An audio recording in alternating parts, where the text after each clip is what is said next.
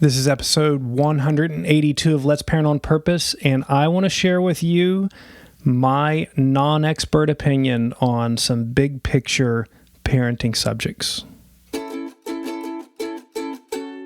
Hey, I'm Jay Holland, and I want to welcome you to Let's Parent on Purpose. This is a podcast for families who want to thrive and not just survive their parenting years. Each week, I'll bring you an insight or an interview that will help strengthen your marriage, parenting, or your walk with Jesus. If you find this podcast helpful, I would ask that you subscribe and share it with your friends. You can also go to letsparentonpurpose.com and search for past topics, as well as get a hold of free resources that I've created to help your family. Well, I pray you're having a great day today, and I am here to encourage you even if you're not having a great day, especially if you're not having a great day. Today's podcast episode might be an encouragement to you. Before we start into the content, I do want to just give a thank you. I've asked some of you guys to go on and review Let's Parent on Purpose on Apple Podcast. There's something about the way the search engine's algorithms work that if you leave a review, it bumps it up in the search content. And so if you find it valuable, that's a way that other people find it too, is if you leave reviews, other people find it. And I just want to thank OskiBear88, who left this review. I started listening to LPOP last year during my commute to work and found it very engaging. Jay's topics and people he invites on are relevant and help me think and seek purposeful parenting. He also addresses current events and issues that help me to see parenting from God's point of view and not get caught up in all of the craziness of do's and don'ts. I forward many episodes to my friends because I thought they would find it helpful as well, and I appreciate Jay's personal testimonies of his own struggles, his sense of humor, and his insight. So thanks, Oski Bear. I really appreciate that, and thank you to all of you who are leaving reviews and sharing it with your friends. I do have another ask of you today, and this one is specifically to help you. I'm curious what some of the things are that you are wrestling through as a parent right now. I have my own issues and struggles with having an 8-year-old up to a 17-year-old new adult. Actually, this week, as this podcast is released, she'll be turning 18. And it turns out that parenting's not remotely done like I thought it was 10 years ago when 18 was the goal.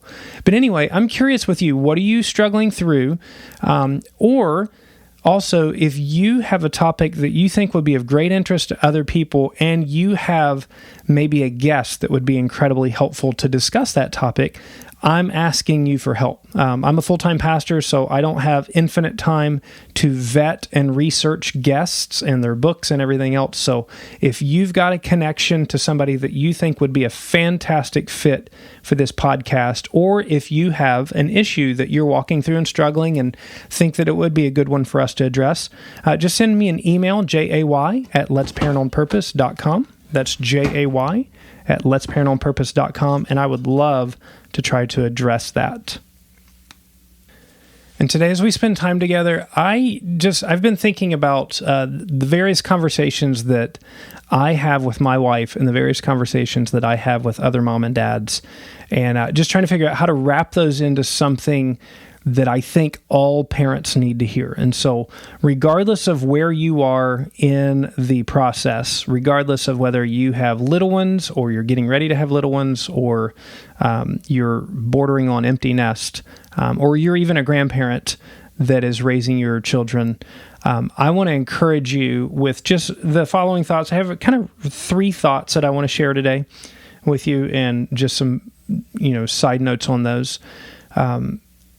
This is a podcast that started initially to help the moms and dads in my church.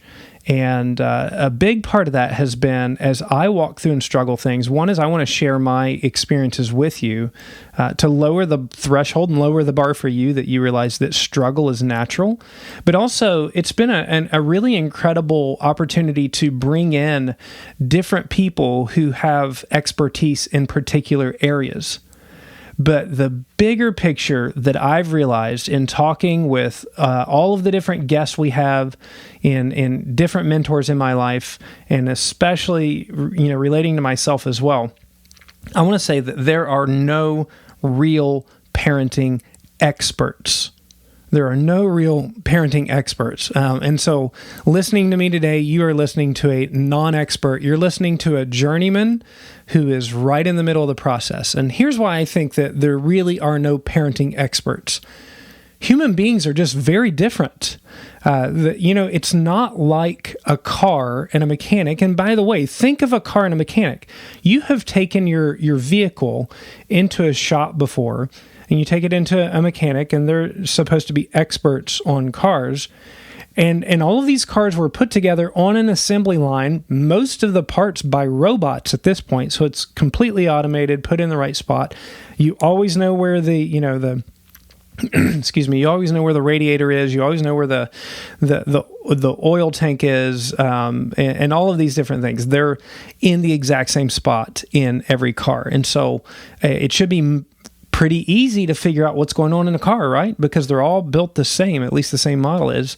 And yet we know that mechanics struggle often to figure out exactly what's going on in a car. And I do think there are car experts. But when it comes to parenting, I think there are people that have expertise in areas of parenting. But if you were able to go in and look and see how their house actually runs, you're going to find the same things happening often in your house that are in their house. You're going to find that they're really good at certain spots, and they're not so good at other spots. And sometimes what you're going to find is that they're really good at describing and explaining and teaching certain things, but not 100% on the practice of those things. I've had basketball coaches before who, when I was growing up, who were phenomenal at teaching and coaching the game, but by that point in their life, I could play circles around them on the court. And so what I think, as far as when you're looking for parenting experts, first off, just kind of release yourself from that. Because there are no parenting experts, well, Jesus is a parenting expert, although he was never, a parent on this earth.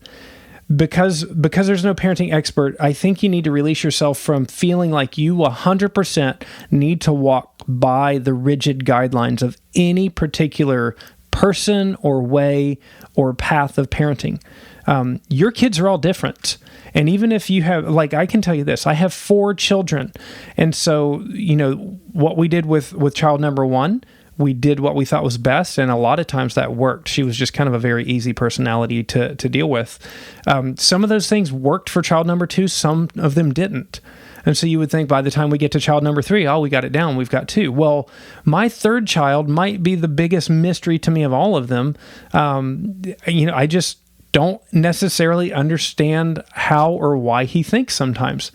And then we have a 4th child, and I remember Jim Gaffigan did a comedy skit one time where he was talking about them having their 4th child. And he said, people ask me, what's it like to have 4 kids? And he says, imagine that you're drowning and then somebody hands you a baby, and that's it. And often that's the case. You're doing the best that you can, but you don't have it all together. There are no parenting experts. I do think there are wise people. I think that there are experienced people, and I think that it's very, very wise for us to do the best we can to surround ourselves with wise people, to surround ourselves with experienced people, because whatever you're going through with your family and in your household, there is an infinitesimally small chance that you're the first person to do this. Now, oftentimes you're the first person to go through this exact combination of things, or maybe the first person that you have come across. Like, for instance, I'm the only person that I know who had an adoption of a foster child go through while having another child, a biological child, actively in the midst of leukemia treatment, where literally one child is in the hospital on FaceTime with an iPad while we're in a courtroom on FaceTime completing an adoption that we had started 2 years early. There was no precedent for that. There wasn't a lot of people that I could go to and talk, but it didn't mean that I was abandoned and alone. There actually were plenty of people that I could talk with and walk through who had not been in that situation, but I'd seen them walk through trials. I'd seen them cling to Jesus. There were wise and experienced people. And so I think that, the best thing that you can hope for is that you continue to walk in humility and that you continue to be curious.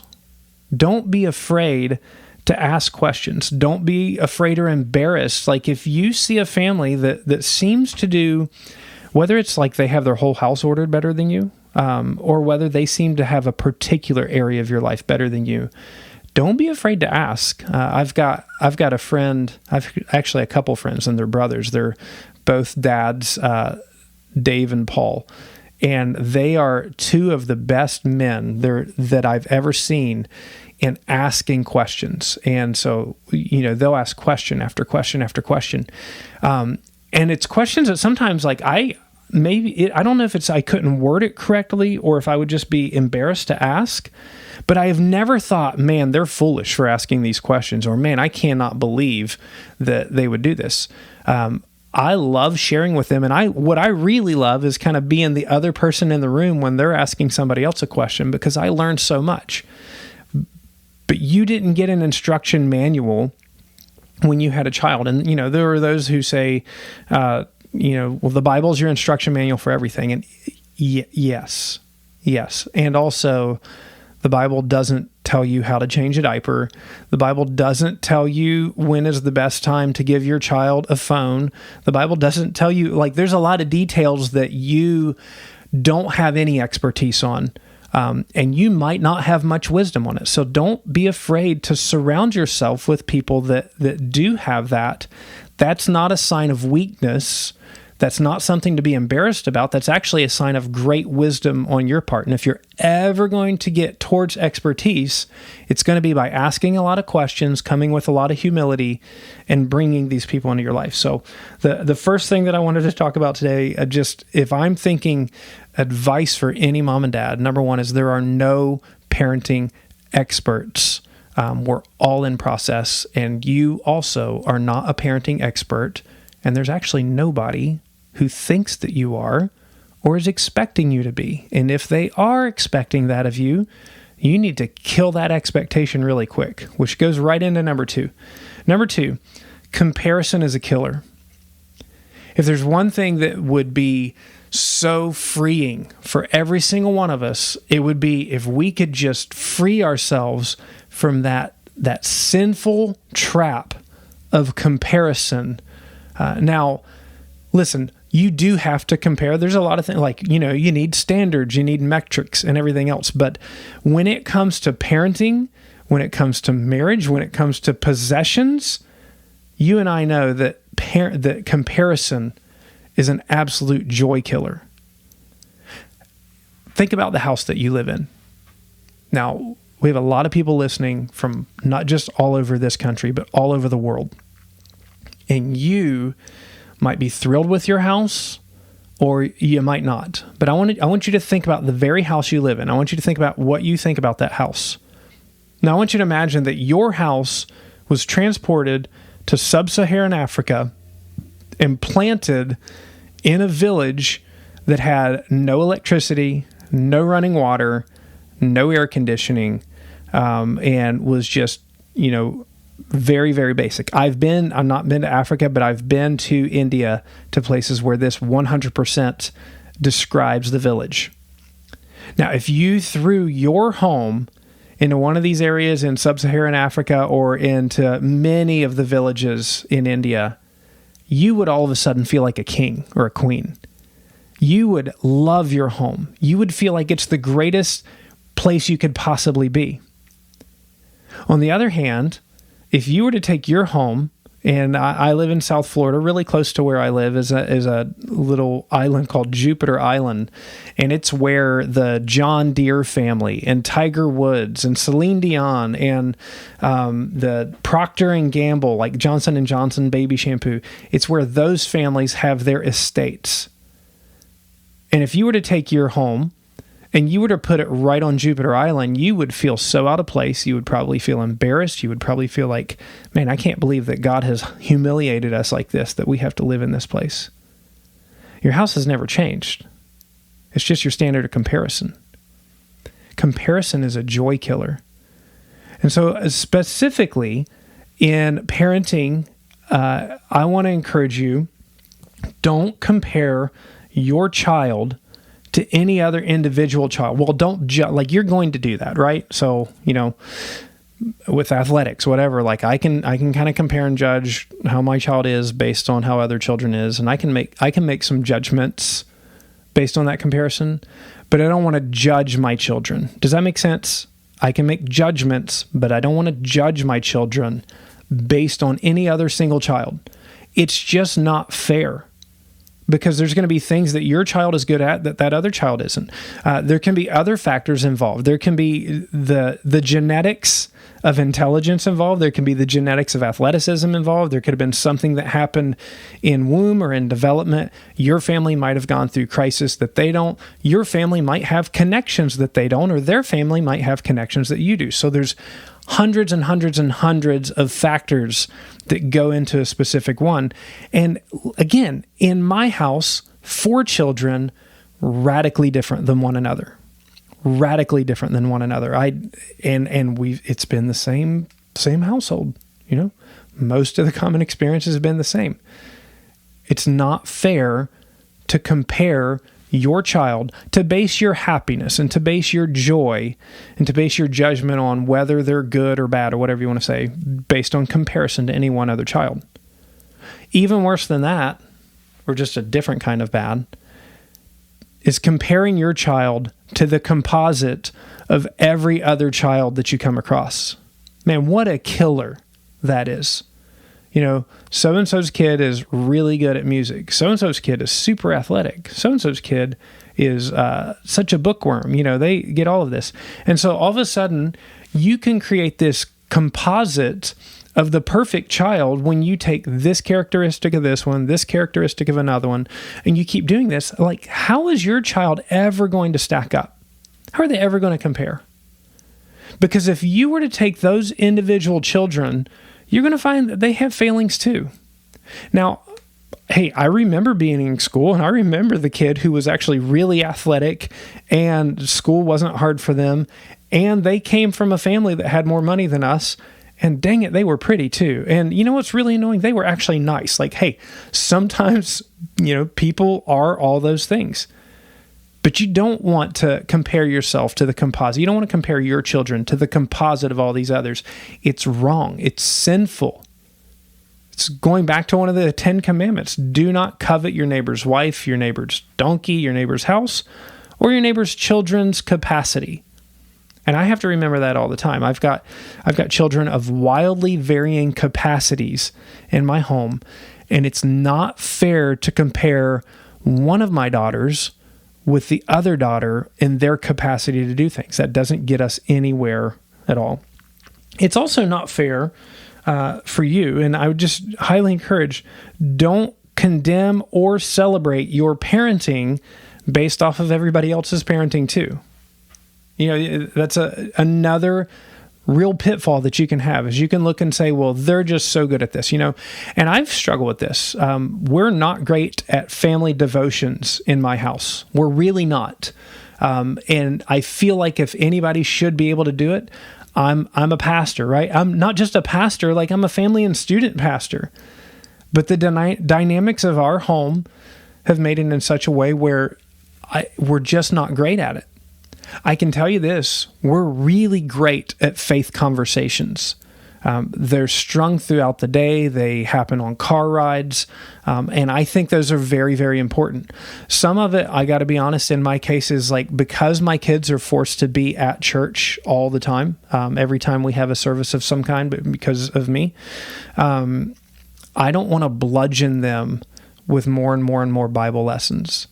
And maybe I've made that an excuse. But what I want to be careful of is I don't take this family over here who's so good at family devotions, and then I see this family over here. They have such great family outings all the time. And then you look at this one, and man, their mom and dad are so involved and are active in coming in and babysitting the kids so that they get date nights all the time. And speaking of dates, this one here, the husband just so proactively makes sure that he spends individual time with every kid and individual time with his wife. And so like you start again building this Frankenstein of a person, Frankenstein's monster of a family that doesn't actually exist.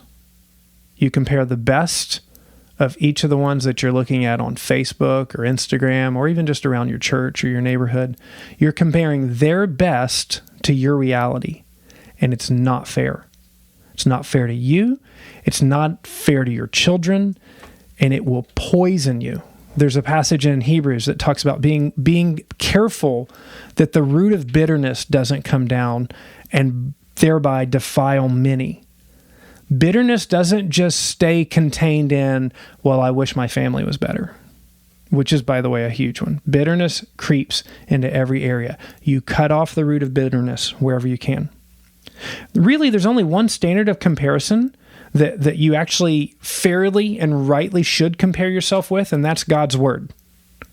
But let me tell you something about comparing yourself and your family to God's Word. First off, when you do, you're always a failure. When you compare what God commands of us to what we actually do, we're always a failure.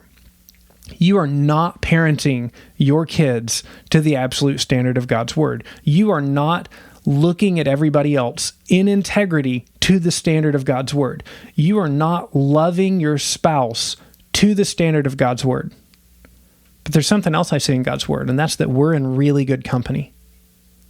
Have you ever thought about who in the Bible you would look at? Like if you were just trying to find one mom and dad to be your guide for how you should parent your kids, who would you pick?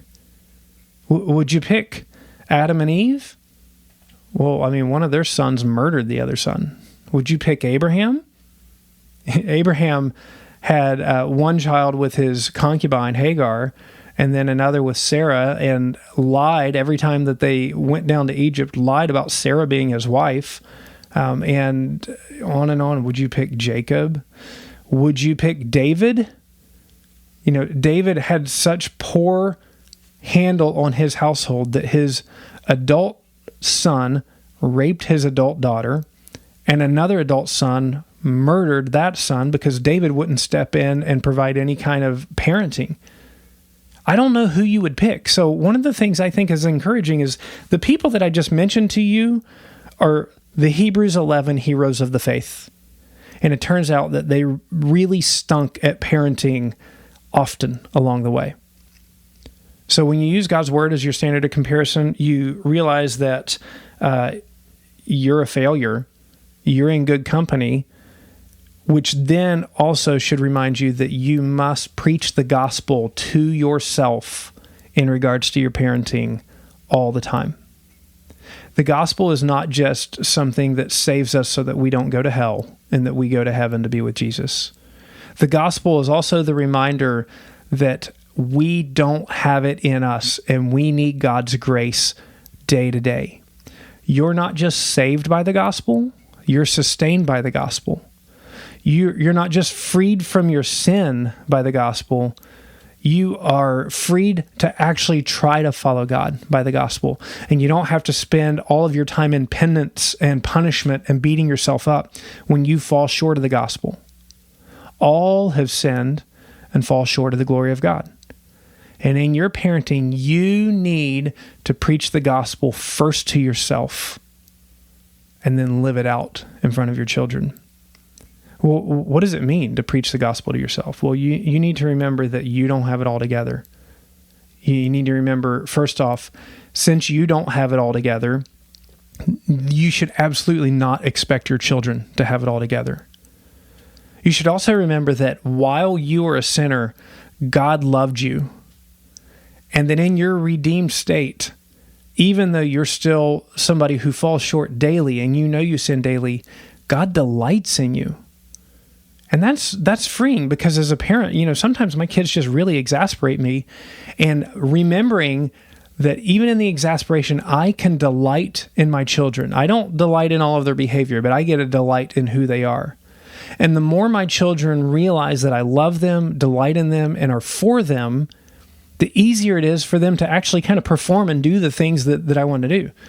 All of us play worse when we play scared, and your kids are going to be the same thing. Like if your kids just know that you expect them to fail, they're going to fail. It's going to be self-fulfilling. But if you live the gospel, which is a grace-based parenting, it doesn't mean that there's no punishment. It doesn't mean that there's no consequences. But it means that you're not trying to get retribution and satisfying of your wrath in your parenting. You're trying to discipline. You're trying to train out of behavior into better behavior. Preach the gospel to yourself over and over again. So that leads me to the last major point that I want to share. Consider Micah 6:8 as the theme verse for your parenting.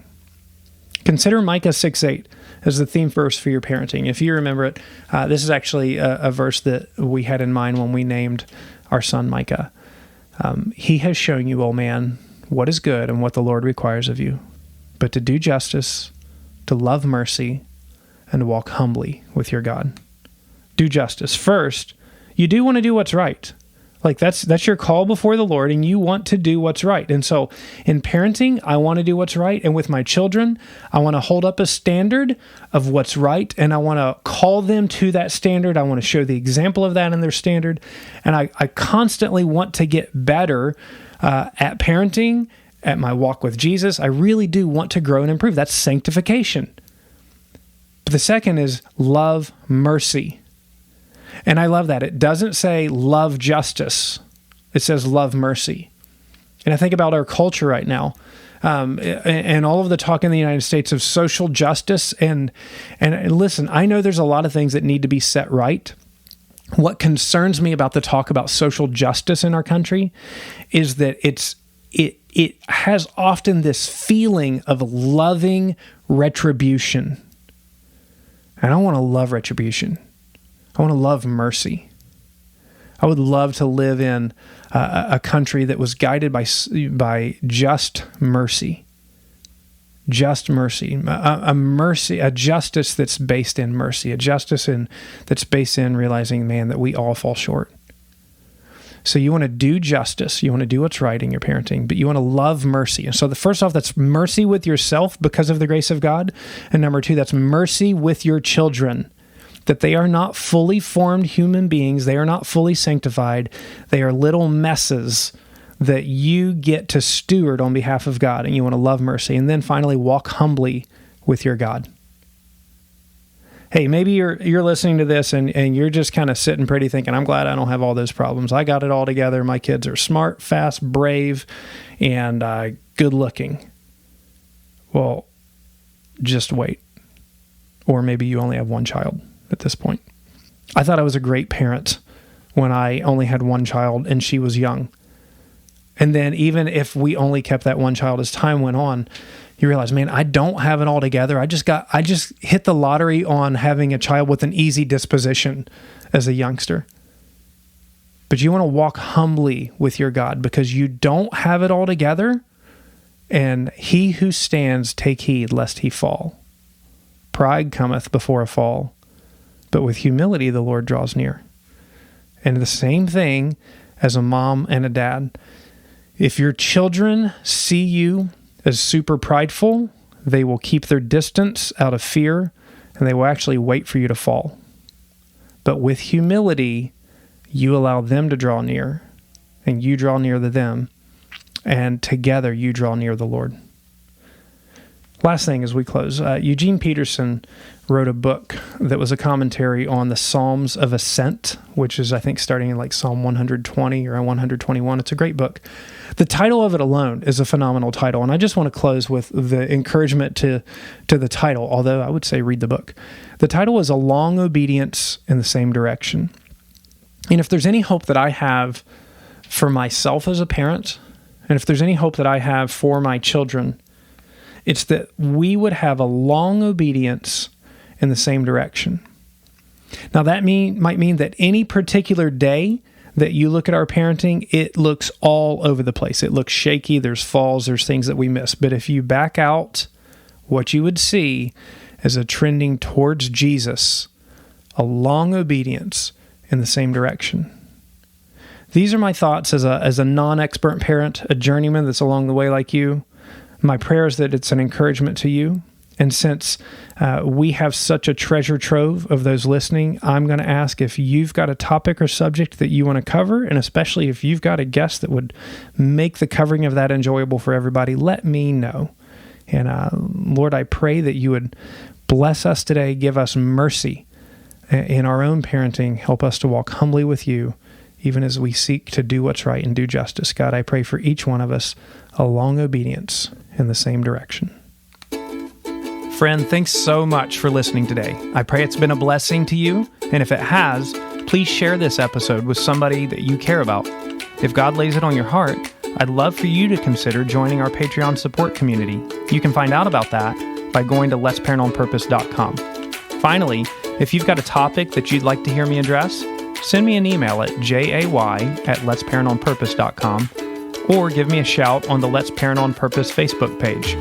Hey, please never forget that parenting is a marathon, not a sprint, and that you need a good church family to thrive through all of the different challenges that you're going to face. Keep pointing each other to Jesus and enjoy the gift of life that God's giving you today. Hey, whatever season you're in, it won't always be this way, so set your hope on Christ and not your circumstances. Have a blessed day, and I'll talk to you soon.